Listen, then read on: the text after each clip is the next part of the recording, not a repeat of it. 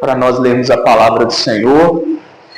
Nós vamos ler no Evangelho de Marcos, capítulo 10, do versículo 17 ao 22. Evangelho escrito por Marcos, capítulo 10, versículo 17 ao 22. O tema da nossa mensagem de hoje é Uma Coisa Te Falta, o dilema de um coração dividido. Assim está registrado na palavra do Senhor. Leiamos. E pondo-se a caminho, correu para ele um homem, o qual se ajoelhou diante dele e lhe perguntou: Bom mestre, que farei para herdar a vida eterna? Que farei para herdar a vida eterna? E Jesus lhe disse: Por que me chamas bom? Ninguém é bom senão um, que é Deus. Tu sabes os mandamentos: não adulterarás, não matarás, não furtarás, não dirás falso testemunho, não defraudarás alguém, honra teu pai e tua mãe. Ele, porém, respondendo, lhe disse: Mestre, tudo isso tenho guardado desde a minha mocidade. E Jesus, olhando para ele, o amou e lhe disse: Falta-te uma coisa. Vai, vende tudo quanto tens e dá aos pobres, e terás um tesouro no céu. E vem e toma a cruz e segue-me. Mas ele, pesaroso desta palavra, retirou triste, porque possuía muitas propriedades. Senhor, damos glórias ao teu nome. Nós te bendizemos pela leitura da tua palavra. Pedimos a Deus, aplica ela aos nossos corações. Nós oramos assim no nome de Jesus. Amém. Os irmãos estejam assentados. Peço que mantenha a Bíblia aberta para que nós possamos meditar nessa mensagem. Queridos, o dilema de um coração dividido. Nós vivemos em uma sociedade que valoriza desempenho, que valoriza méritos, que valoriza conquistas. Desde cedo nós aprendemos que se nós fizermos as coisas certas, se nós formos pessoas justas, pessoas corretas, nós receberemos em troca muitos benefícios. O valor das pessoas, portanto, ele é mensurado por aquilo que elas fazem ou deixam de fazer. E essa mentalidade, muitas vezes, ela acaba invadindo a própria fé cristã. A gente vê isso muitas vezes dentro da igreja. É por isso que muitas vezes nós temos dificuldade, nós vemos que as pessoas elas têm dificuldade em entender a graça de Deus. Porque na cabeça delas é impossível nós recebermos algo sem ter feito nada em troca. Porque ao longo da nossa vida nós aprendemos que existe nas nossas relações humanas um princípio de retribuição. Ou seja, eu só faço aquilo que eu recebo. Que não há nada nem ninguém que vai nos dar algo ou alguma coisa sem que nós façamos nada em troca. Entretanto, o encontro de Jesus com esse homem aqui, que é o jovem rico, ele é um dos textos mais perturbadores da Bíblia. Porque ele desmonta para nós essa ilusão de que nós podemos, por exemplo, herdar a vida eterna mantendo um controle. Na verdade, esse texto ele nos apresenta um jovem que, se nós olharmos do ponto de vista humano, ele tinha tudo que alguém pode desejar. Ele era jovem, ele tinha posses, ele tinha reconhecimento, ele tinha uma religião, e ele era uma pessoa moralmente correta.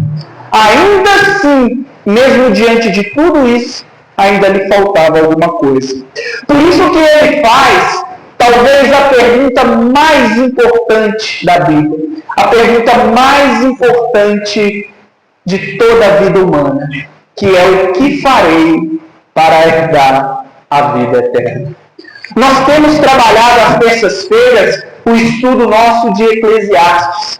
E talvez eu esteja forçando um pouco, mas a gente pode muito bem comparar esse jovem rico com o próprio pregador, o autor de Eclesiastes, Salomão, que era um homem também rico, um homem possuidor, um homem moralmente correto, o mais sábio que houve na terra, mas que também buscava a resposta para essa pergunta: o que farei para herdar a vida eterna?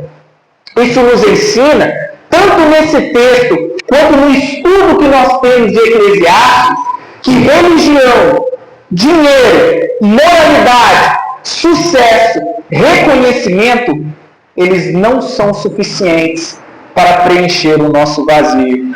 É possível que nós apresentemos tudo isso e ainda sejamos pessoas completamente vazias.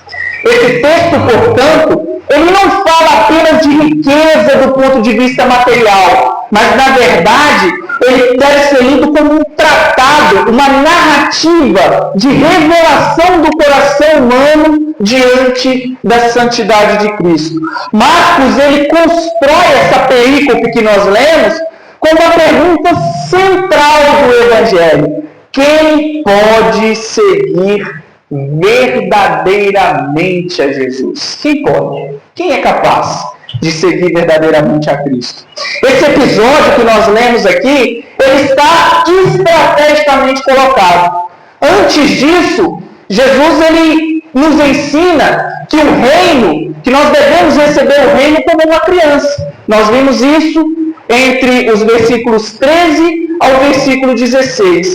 E após esse texto que nós lemos, ele nos fala da dificuldade dos ricos de entrarem no reino de Deus. Isso nós vemos a partir do verso 23 até o verso 31. O jovem rico, portanto, ele acaba funcionando como uma espécie de antítese daquela criança. Moralmente completo, mas espiritualmente vazio. O contraste aqui, ele é intencional do autor. Ele mostra primeiro uma criança que nada pode oferecer e depois um jovem rico que acredita ter tudo e não precisar de nada. Esse sermão de hoje, portanto, queridos, nós vamos dividir em 4 partes para que nós possamos entendê-lo. A primeira é uma pergunta correta feita com intenções erradas, que nós veremos dos versos 17 aos versos 18. A segunda, uma segurança equívoca baseada na moralidade. Nós veremos isso no verso 19 e no verso 20. A terceira, uma confrontação amorosa e cirúrgica de Jesus Cristo. Nós veremos isso no verso 21. E por último, uma recusa triste diante do alto preço do discipulado. Nós veremos isso no verso 22. Vamos então à primeira parte, verso 17 e 18. Uma pergunta correta, mas feita com intenções erradas. Leiamos o que está escrito. E pondo-se a caminho, correu para ele um homem, o qual se ajoelhou diante dele e lhe perguntou: Bom mestre, que farei para herdar a vida eterna? E Jesus lhe disse: Por que me chamas bom? Ninguém é bom senão um, que é Deus. Como dissemos anteriormente, esse jovem, ele tinha tudo. Debaixo do sol, ele tinha tudo. Porém, ele estava insatisfeito. A sua juventude, seus bens, sua influência, sua virtude, sua religião, ela não trazia satisfação plena. Tanto que ele faz a pergunta central desse texto: o que farei para herdar a vida eterna? Ele estava sedento de salvação. Não buscou em Jesus um sucesso financeiro, mas a vida eterna.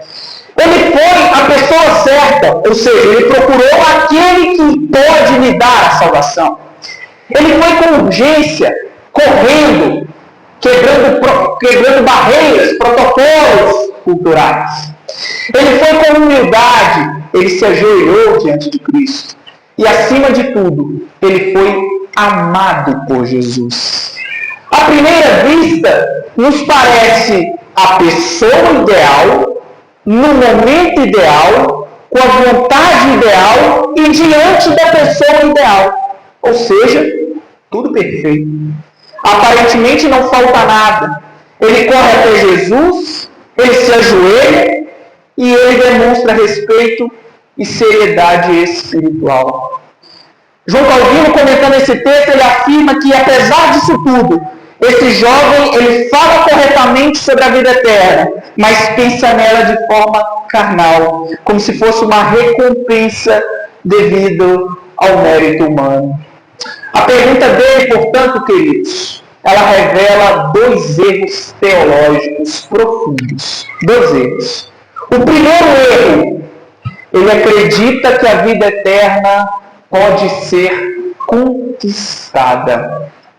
Que farei para herdar a vida eterna? A mentalidade dele aí é de mérito, não é uma mentalidade de graça. Ele vê a salvação como algo que pode ser alcançado por um esforço moral. Apesar da reverência externa, a pergunta ela revela um pressuposto soteriológico completamente equivocado. O que farei? O que eu posso fazer para herdar a vida eterna? Na vida cristã, queridos, herança não se conquista, herança se recebe. Pela graça sois salvos, não é mediante a obras. Efésios nos ensina isso. Ele acreditava que a vida eterna era o resultado do que ele fazia para Deus, e não do que Deus fez por ele, ou fez por nós. Esse é o abismo que separa, queridos, o cristianismo de todas as religiões humanas. As religiões, elas pregam o que nós fazemos para Deus, o que nós podemos fazer para Deus, o que nós devemos fazer para não desagradar a Deus. Enquanto que o cristianismo prega completamente o contrário. O que Deus fez por nós. O nosso amor por Deus é apenas o refluxo do fluxo do amor de Deus por nós. Nós o amamos, mas porque Ele nos amou primeiro. O cristianismo não nos ensina que nós devemos fazer para ser salvos, mas o cristianismo nos ensina que nós recebemos pela graça aquilo que Deus já fez por nós. Ele, o homem, e ele, no caso o jovem rico, eles misturam incorretamente isso. A linguagem do reino com uma linguagem relacionada ao mérito humano. Ele busca segurança eterna sem abrir mão do controle moral. Isso nos ensina algo profundamente importante. Que nós podemos ter até as intenções boas. Nós podemos até fazer parte de uma igreja bíblica. Nós podemos até participar de uma doutrina ortodoxa. Nós somos presbiterianos. Nós podemos até estar sedentos por salvação. Nós podemos até ser a pessoa ideal, no momento ideal, com a intenção ideal, diante de Jesus Cristo. Mas se nós não reconhecermos que não há nada em nós, não há nada em mim, não há nada em você, nada de mérito, e que Deus nos ama, não pelos nossos méritos, mas apesar de nossos deméritos, nós não entenderemos a graça salvadora de Jesus Cristo. Esse é o ponto. E esse é o primeiro erro. Acreditar que a salvação ela depende de alguma ação do homem. Que farei para herdar a vida eterna? O segundo erro dele ali, ele não entende o que significa chamar Jesus de bom. Esse foi o segundo erro. Jesus aqui, quando retruca no verso 18, dizendo, por que me chamas bom? Ninguém é bom senão um que é Deus. Jesus ele não está rejeitando sua divindade, como muitos aí dizem. Na verdade, Jesus ele expõe a superficialidade do elogio desse jovem. Por que me chamas bom? O jovem ali, ele tem que encarar uma verdade essencial do Evangelho. Ou esse bom aí, que ele se refere a Jesus, é ele determinar que Jesus é Deus, ou Jesus não pode ser chamado de bom. O jovem ajoelhou, demonstrou respeito, mas ele não entendeu. Gestos externos não salvam sem uma rendição interna. Ou Jesus é Deus, ou ele não pode ser chamado de bom. Aqui, Cristo ele confronta a palavra daquele homem. O jovem enxergava Jesus apenas como um bom mestre, mas não como Deus. E esse é um erro muito comum que nós vemos hoje, inclusive no meio evangélico. Admiram Jesus, respeitam seus ensinamentos, mas não se submetem ao seu senhorio. Ao chamar de Jesus de mestre ali, ele o vê apenas como um homem moralmente elevado, mas não como Deus. E o primeiro passo para sermos salvos, queridos, é crer que Jesus é Deus, que Jesus se fez Deus ali na cruz do Calvário, nos substituiu ali na cruz do Calvário, vicariamente, é Deus quem nos substituiu ali na cruz do Calvário. Se fez Deus, não. Jesus é Deus que nos substituiu ali na cruz do Calvário. Jesus está dizendo para ele o seguinte, ou reconheces em mim o Deus verdadeiro, ou retira de mim um título que só a Deus pertence. Bom mestre. William Tyndale escreveu algo profundamente aplicável aqui. Ele diz que não é a honra dada a Cristo com os lábios que salva o homem, mas é a fé que se rende ao que ele verdadeiramente é, ou seja, Deus. A suficiência da salvação, queridos. Portanto, ela está em reconhecer que não há nada em nós meritoriamente suficiente para nos fazer ser salvos. E que Jesus é o Deus encarnado que nos substituiu vicariamente na cruz do Calvário. Esse é o ponto. Essa é a primeira parte. A segunda parte, uma segurança equívoca baseada na moralidade. Leamos aí os versos 19 e 20 da palavra do Senhor, que diz assim: Tu sabes os mandamentos, Jesus se dirigindo ao jovem. Tu sabes os mandamentos. Não adulterarás, não matarás, não furtarás, não dirás falso testemunho, não defraudarás, honra teu pai e tua mãe. Ele, porém, respondendo, lhe disse: Mestre, tudo isso tenho guardado desde a minha mocidade. Interessante aqui que Jesus cita os mandamentos da segunda tábua da lei, relacionados ao nosso relacionamento com o próximo. Jesus não cita aqui os mandamentos relacionados diretamente a Deus, porque ali é que está o verdadeiro problema desse jovem. Jesus aqui, ele tem um princípio pedagógico. Ele mostra para esse jovem algo que esse jovem acredita cumprir cabalmente, para depois mostrar para esse mesmo jovem naquilo que ele tem falhado. Jesus, ao apontar para a lei, ele não o faz de maneira salvífica, não é isso. Mas ele mostra porque a lei ela tem um único propósito. E esse propósito está em Romanos capítulo 3, verso 20, que é: nenhuma carne será justificada diante dele pelas obras da lei, porque pela lei vem o conhecimento do pecado. O único propósito da lei é revelar o pecado. O único propósito da lei é mostrar para mim e para ti que nós somos incapazes de cumpri-la cabalmente, mas em Cristo nós nos tornamos justificados por ela. Esse é o propósito da lei. O jovem afirma que sempre cumpriu a lei. Cumpro desde a minha mocidade.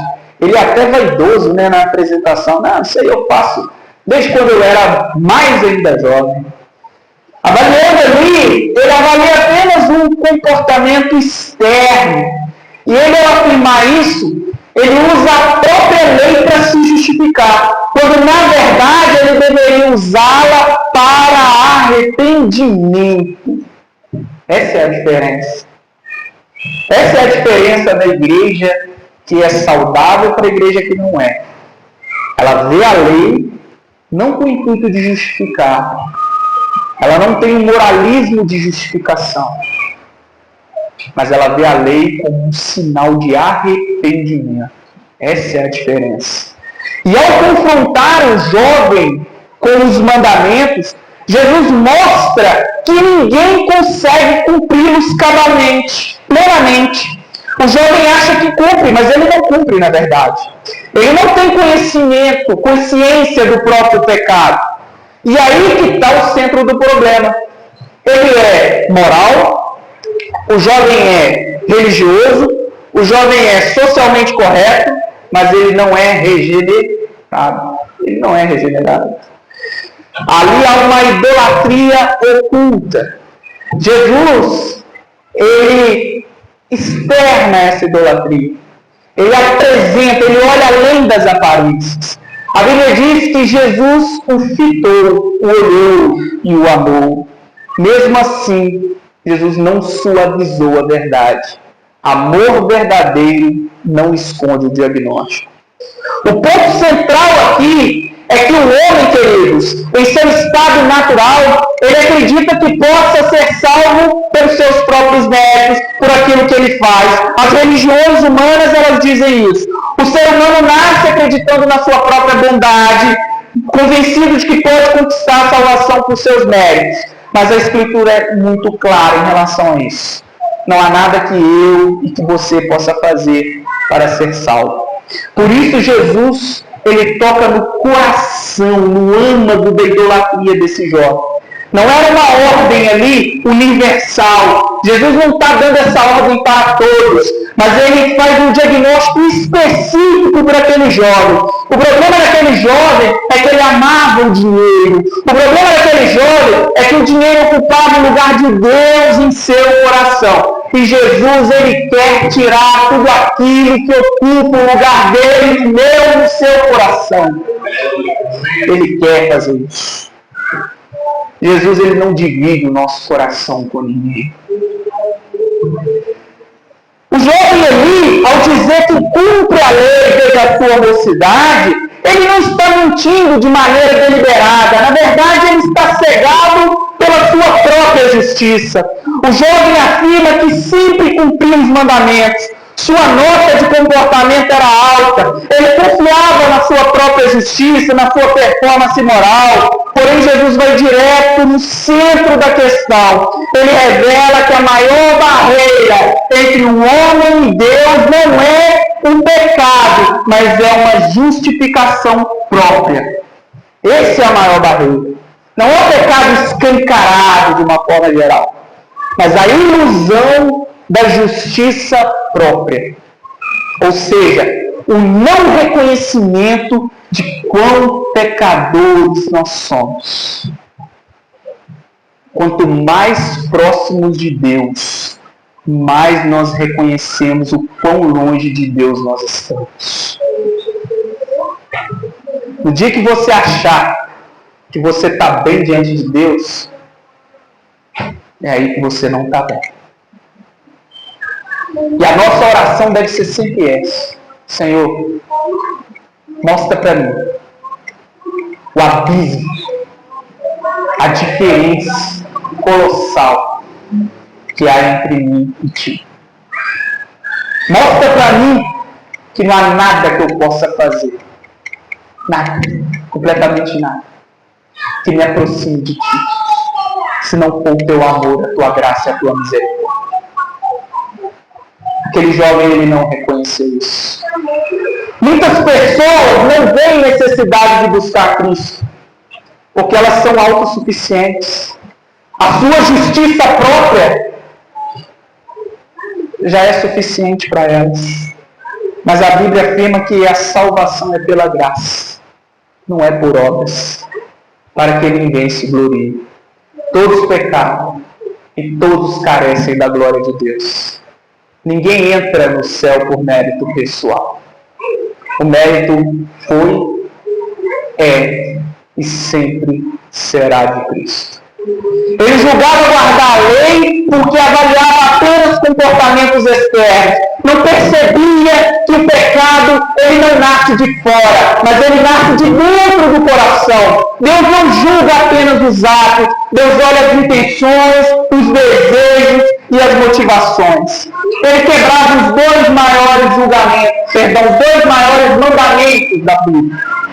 Ele não amava a Deus acima de tudo e nem ao próximo como a ti mesmo. A lei não foi dada para salvar, mas a lei foi dada para revelar o pecado. O jovem achava que a obediência externa o tornava justo, mas ignorava a cobiça, o seu Deus Mamon.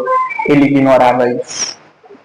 A terceira parte, uma confrontação amorosa e cirúrgica de Jesus. Vejamos no verso 21. E Jesus, olhando para ele, o amou e lhe disse: uma coisa te falta. Vai, vende tudo quanto tens e dá aos pobres, e terás um tesouro no céu. E vem, toma a cruz e segue-me. Esse detalhe é fundamental. Jesus não o confronta com dureza, mas com um amor redentivo. Esse é o único lugar no Evangelho de Marcos que diz que Jesus amou uma pessoa especificamente. Calvino comenta que Cristo o amou não aprovando a sua justiça, mas desejando arrancá-lo dela. O amor de Cristo, ele não suaviza o diagnóstico, mas ele aprofunda esse diagnóstico. Uma coisa te falta. Jesus vai direto ao ídolo do coração. Esse uma coisa aqui não é uma parte de uma coisa, não é um pouco te falta, mas é uma ausência fundamental. O problema daquele homem não era a riqueza em si, mas o lugar que o dinheiro ocupava em seu coração. Ele quebrava o primeiro mandamento, ele tinha outro Deus além do Senhor. Ao dizer, vai, vende tudo que tens, dá e segue-me, Jesus não estabelece uma regra universal, mas expõe um ídolo específico daquele coração. Jesus não exige isso de todos, mas exige de cada um aquilo que ocupa o lugar de Deus no seu coração.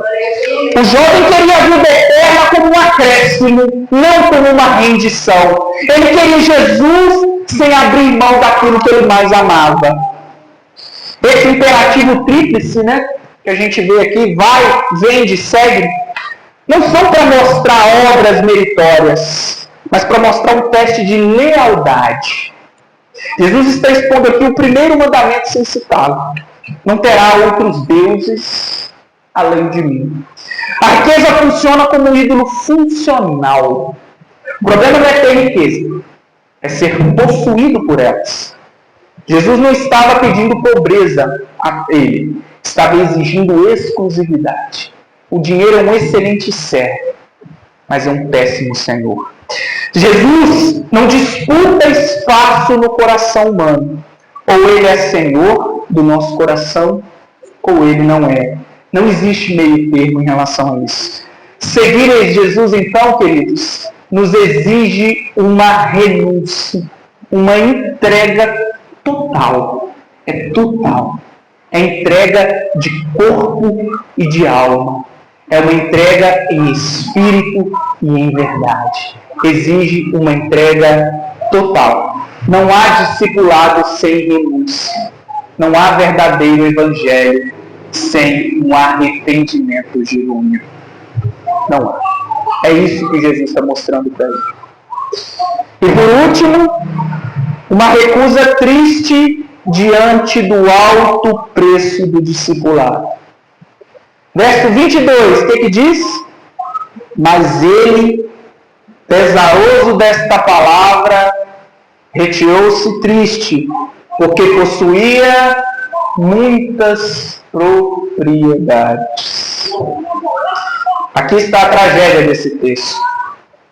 Esse jovem queria a vida eterna, admirava Jesus, o respeitava a lei também, mas não queria perder o controle, não queria se entregar totalmente. Ele não rejeita Jesus com raiva, ele rejeita Jesus com tristeza.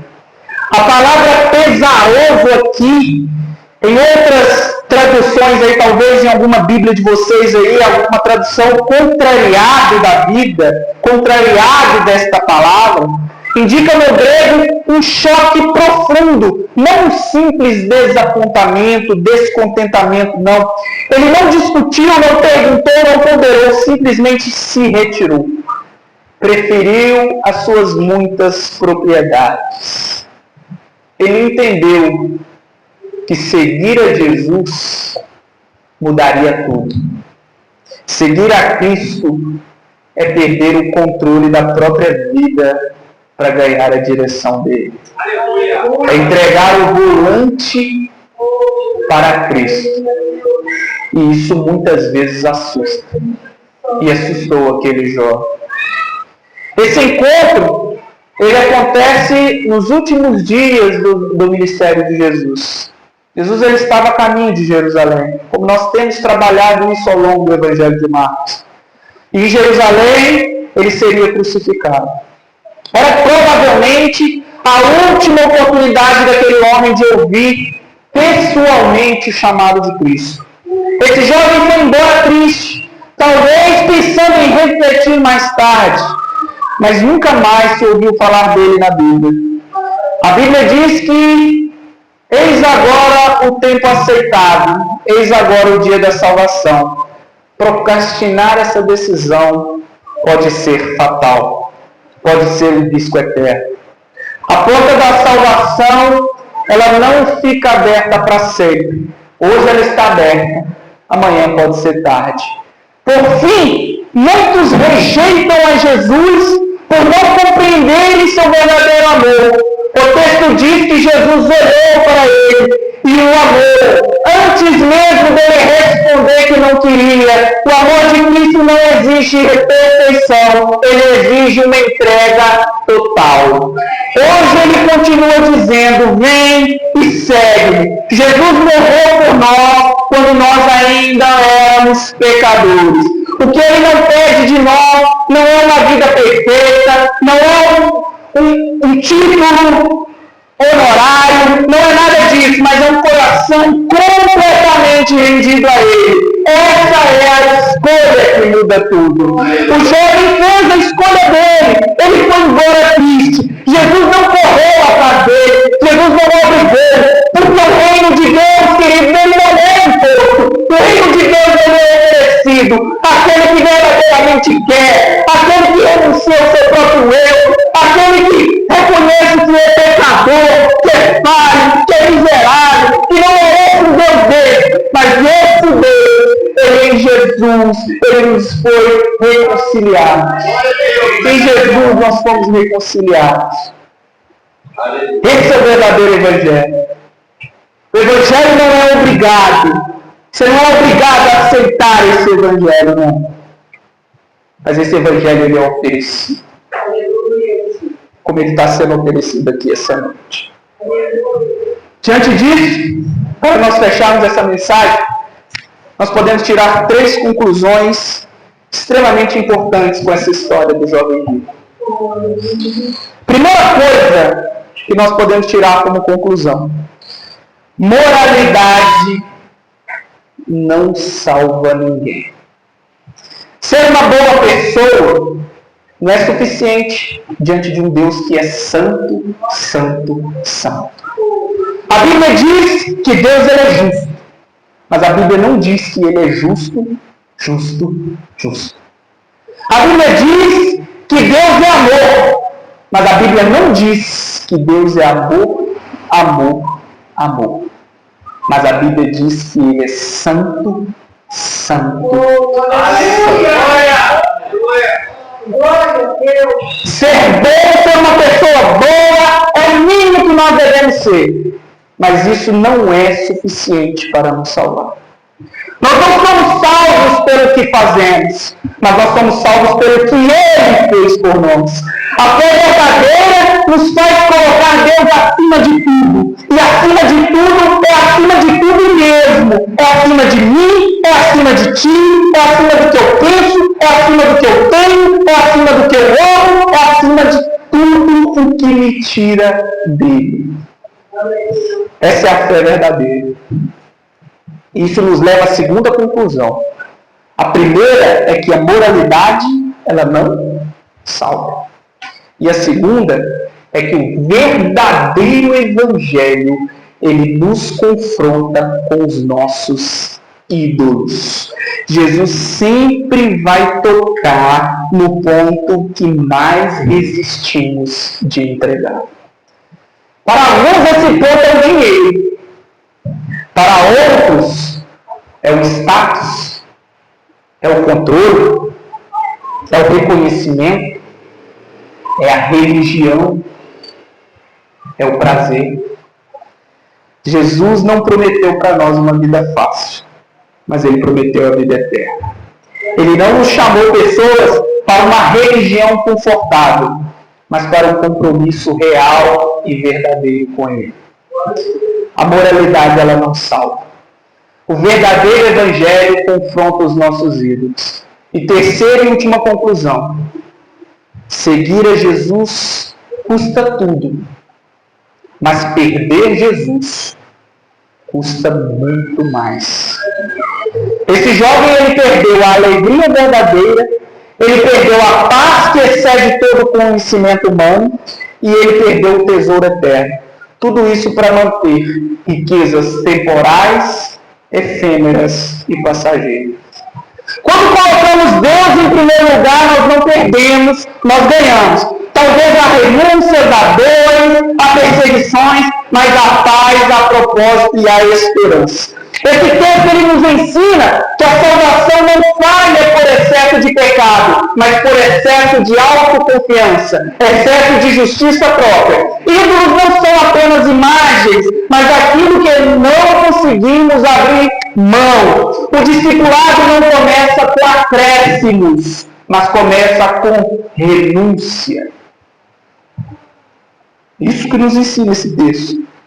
Se esse jovem rico relatado na Bíblia não conseguiu abrir mão de suas riquezas, a Bíblia diz que houve um outro jovem rico que abriu mão de tudo por nós. Em Coríntios, sendo rico, se fez pobre para que pela sua pobreza fôssemos enriquecidos. Enquanto esse jovem ele não conseguiu entregar tudo, Cristo a si mesmo se entregou por nós. Enquanto esse jovem confiou na sua própria justiça, Cristo se tornou a nossa própria justificação. Enquanto esse jovem ele foi embora triste, Cristo foi voluntariamente para a cruz do Calvário por amor de cada um de nós. Lutero resume o Evangelho assim. Ele diz que nós somos os jovens ricos que não conseguimos abrir mão de nada, enquanto Cristo é o rico eterno que abriu mão de tudo. Esse é o ensino para nós. Jesus guardou perfeitamente a lei, venceu onde aquele jovem falhou e morreu no lugar dos idólatras. E oferece graça aos que nada têm para oferecer. O reino de Deus ele não é herdado por quem tem tudo, mas por quem reconhece que não tem nada e corre para Cristo como a única esperança. O jovem rico tinha tudo, mas saiu vazio. Bartimeu não tinha nada, mas seguiu a Jesus. Zaqueu era dominado pelo dinheiro, mas se rendeu e foi salvo. Deus continua oferecendo oportunidades. Enquanto a vida, a graça. E enquanto a graça, há esperança. Hoje ainda é tempo de decidir. Vem e segue. Essa é a voz de Jesus que ecoa ainda hoje. E essa é a decisão que muda tudo. Uma coisa te falta, uma coisa me falta, que é abrir mão desse coração dividido que muitas vezes nós temos. E que Deus quer nos ensinar é que Ele quer morar em nosso coração, mas Ele quer ser o único suficiente para nós, o único que nos preenche totalmente. Esse é o ensino do Senhor para nós nessa noite. Convido a igreja a estar de pé, para nós orarmos ao Senhor. Nós vamos colocar a nossa vida diante do Senhor. Aquele ídolo que tiver no nosso coração. Que nós não sejamos como o jovem rico, que preferiu a vida terrena a uma vida eterna com Cristo. Mas que nós aprendamos a cada dia a escolher Cristo para preencher o nosso coração, o nosso vazio. Senhor, nós te glorificamos, nós te bendizemos. Porque quanto mais próximos de Ti, ó Deus, nós vemos o quão distante nós estamos. O quão, Senhor, difícil é para nós, impossível, para bem dizer, conseguirmos algo se o Senhor não fizer antes por nós. Nós te adoramos, nós te bendizemos, porque o Senhor tem colocado isso no nosso coração, que não é por mérito, que não é por força, Senhor, que não é por aquilo que façamos ou deixamos de fazer, mas foi pelo que o Senhor fez ali na cruz do Calvário. Nós te bendizemos por isso, nós te adoramos, Senhor. Nós te pedimos, meu Pai, que isso nunca saia do nosso coração. Que nós tenhamos sempre isso, meu Pai, no nosso coração, essa humildade de reconhecer que não é por nós, mas foi pelo que o Senhor fez. Nós te louvamos, nós te adoramos. Senhor, que isso seja gravado em nosso coração, porque nós oramos assim, no nome do Senhor Jesus. Amém. Amém. Graças